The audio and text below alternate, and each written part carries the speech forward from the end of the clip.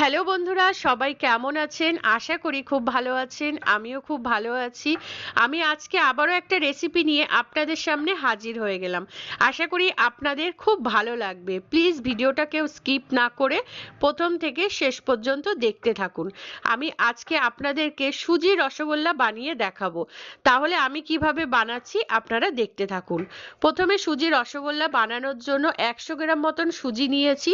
সুজিটাকে কড়াইতে হালকা নেড়ে নিয়েছি, বেশি নাড়লে লাল হয়ে যাবে মিষ্টিগুলো।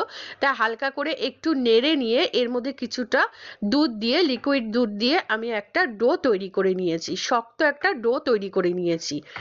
নিয়ে এবার আমি দুই হাতে ঘি লাগিয়ে গোল গোল করে এই রসগোল্লাগুলো সব বানিয়ে নিচ্ছি।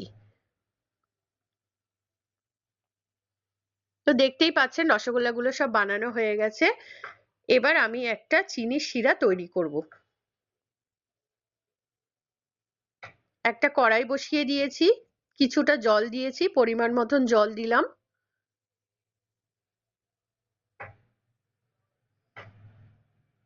এবার এর মধ্যে দিয়ে দেব চিনি। তো পরিমাণ মতন এর মধ্যে চিনি দিয়ে দিলাম।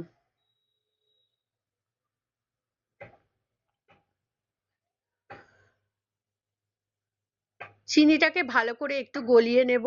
এর মধ্যে 2-3টে এলাচ ফাটিয়ে দিয়ে দেব। চিনিটা ভালো মতন গলে গেলে তারপর এর মধ্যে মিষ্টিগুলো সব ছেড়ে দেব।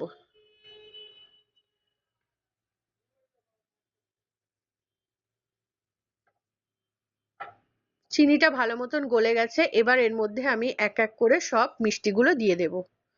দিয়ে ভালো করে বেশ কিছুক্ষণ রসের সাথে মিষ্টিগুলোকে ফুটিয়ে নিতে হবে। তো এইভাবে একবার আপনারা বাড়িতে বানিয়ে দেখবেন সুজি দিয়ে, খেতে কিন্তু বেশ দারুণ লাগে। আর 100 গ্রাম সুজি দিয়ে বেশ অনেকগুলোই কিন্তু রসগোল্লা বানানো যায়। তো একবার বাড়িতে ট্রাই করে দেখতে পারেন। তো সব রসগোল্লাগুলো দিয়ে দিলাম এর মধ্যে। দিয়ে বেশ কিছুক্ষণ আমি এটাকে ফুটিয়ে নেব। ফুটিয়ে নিয়ে তারপরে গ্যাসটাকে বন্ধ করে দেব।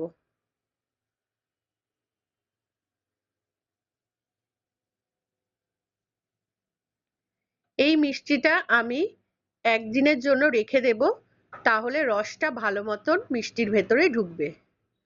তো গ্যাসটা বন্ধ করে দিয়েছি। এবার এটাকে আমি একটা পাত্রের মধ্যে ঢেলে একদিনের জন্য রেখে দেব, তাহলে ভালো মতন মিষ্টির মধ্যে রসটা ঢুকবে আর খেতেও ভালো লাগবে।